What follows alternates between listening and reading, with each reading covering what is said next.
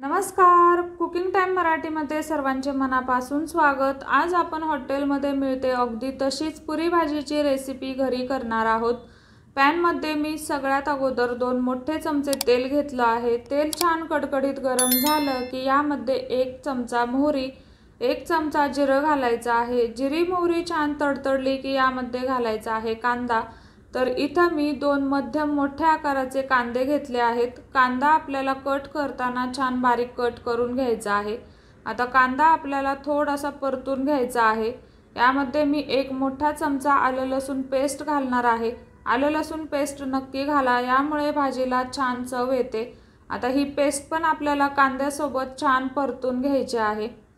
कांदा आलं लसूण पेस्ट परतून झालं की यामध्ये घालायचा आहे आपल्याला 1 मोठा पिकलेला टोमॅटो। तर पिकलेलाच घ्यायचा आहे टोमॅटो, यामुळे भाजीला कलरही छान येईल व आंबटपणा येणार नाही। कच्चा टोमॅटो घेतला तर तो लवकर परतलाही जाणार नाही व भाजीला थोडासा आंबटपणा येतो। आता कांदा टोमॅटो छान परतून झालं की यामध्ये पावडर मसाले घालायचे आहेत। 1 मोठा चमचा धना पावडर, अर्धा चमचा लाल मिरची पावडर तिखटवाली, 1 मोठा चमचा बेडगी मिरची पावडर, अर्धा चमचा हळद घालायची आहे व 2 ते 3 चिमूट हिंग घालायचं आहे। आता हे पावडर मसाले आपल्याला थोडंसं पाणी घालून परतून घ्यायचं आहे। थोडंसं पाणी घातल्यामुळे होतं काय, हे मसाले करपत नाहीत व छान याचा मसाला तयार होतो। आता पाणी घातल्यानंतर हे मसाले आपल्याला छान तेल सुटेपर्यंत परतून घ्यायचे आहेत। तेल सुटेपर्यंत परतून घेतल्यामुळे याचा छान दाटसरपणा भाजीला येतो। आता यामध्ये 1 मोठा चमचा कसुरी मेथी घालायची आहे। कसुरी मेथी नक्की घाला, यामुळे चव छान येते। इथं मी 3 मोठ्या आकाराचे बटाटे उकडून घेतले होते। तर मध्यम मोठ्या आकाराचे बटाटे होते। याच्या आपल्याला कुकरला 2 ते 3 शिट्ट्या करून घ्यायच्या आहेत व बटाटा अशा प्रकारे आपल्याला हाताने मॅश करून घ्यायचा आहे। बटाटा मॅश करताना खूप जास्त मॅश करायचा नाही, याचे थोडे अख्खे तुकडे आपल्याला ठेवायचे आहेत। हा बटाटा या मसाल्यामध्ये छान परतून घ्यायचा आहे। आता यामध्ये मी 2 मोठे ग्लास पाणी घेतलं आहे। पाणी घेताना आपल्याला कडकडीत गरम करून घ्यायचं आहे। पाणी घातल्यानंतर भाजी आपल्याला छान ढवळून घ्यायची आहे। ही भाजी खूप दाटसर नसते किंवा खूप पातळही नसते, मीडियम असते। तर आता पाणी घातल्यानंतर सर्वात शेवटी आपल्याला यामध्ये घालायचं आहे मीठ व ही भाजी आपल्याला बारीक गॅसवरती छान 10 ते 12 मिनिटं उकळू द्यायची आहे। यामुळे काय होतं, भाजीला छान दाटसरपणा येतो। ही भाजी आपण कुठलंही वाटण न करता तयार केलेली आहे। बटाटा मॅश केल्यामुळे या भाजीला छान दाटसरपणा येईल। आता भाजी शिजते तोवर आपण पुरी तयार करून घेणार आहोत। इथं मी 1 मोठी वाटी गव्हाचं पीठ घेतलं आहे। यामध्ये 2 चमचे रवा घालायचा आहे, चवीनुसार घालायचं आहे मीठ। इथं मी जाड रवा घेतला आहे, तुमच्याकडे बारीक रवा असेल तर नक्की घाला। तर आता हे पीठ आपल्याला छान घट्टसर असं मळून घ्यायचं आहे। पुरीसाठी पीठ मळताना घट्ट मळायचं आहे, खूप सैलसर मळायचं नाही। आपण चपातीला पीठ मळतो त्यापेक्षा घट्ट मळायचं आहे। पीठ छान मळून झालं की आता हे आपण भिजत ठेवणार आहोत 10 ते 15 मिनिटं।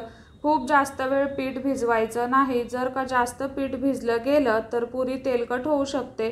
आता हे पीठ आपण छान 5 ते 6 मिनिटं मळून घेणार आहोत।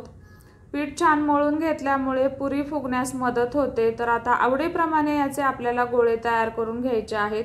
तुम्हाला पुरी किती छोटी किती मोठी हवी आहे त्यानुसार या पुऱ्या तुम्ही लाटून घेऊ शकता। पुरी लाटताना आपल्याला तेलाचा वापर करायचा आहे व पीठ छान घट्टसर मळलेलं असतं, त्यामुळे याला पिठीची गरज लागत नाही।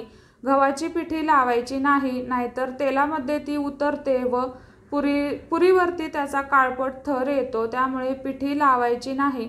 तर आता पुऱ्या लाटून झाल्या आहेत, तळून घेऊया। पुरी तळण्यासाठी तेल अगोदर कडकडीत गरम करून घ्यायचं आहे। तेल छान कडकडीत गरम असलं की तरच आपल्याला पुरी तेलामध्ये सोडायची आहे। पुरी सोडल्यानंतर गॅसची फ्लेम आपल्याला मीडियम करायची आहे व खरपूस अशी आपल्याला पुरी तळून घ्यायची आहे। पुरी लगेच तेलामधून बाहेर काढण्याची घाई करायची नाही। जर का तुम्ही लगेच पुरी काढली तर ती आतून कच्ची राहण्याची शक्यता असते। यामुळे मीडियम गॅसवरती छान खरपूस अशा पुऱ्या आपल्याला तळून घ्यायच्या आहेत। खूप बारीक गॅसवरती पुरी तळायची नाही, नाहीतर ती तेलकट होऊ शकते। तर आता अशाच प्रकारे आपण सगळ्या पुऱ्या तळून घेणार आहोत। यामध्ये तुम्हाला हवं असेल तर तुम्ही 2 चमचे बेसन पीठ वापरू शकता। आता आपल्या पुऱ्या तयार झाल्या आहेत, भाजी तयार झाली आहे। तर भाजीला पहा छान दाटसरपणा आलेला आहे व पुरी पहा अजिबात तेलकट झालेली नाही।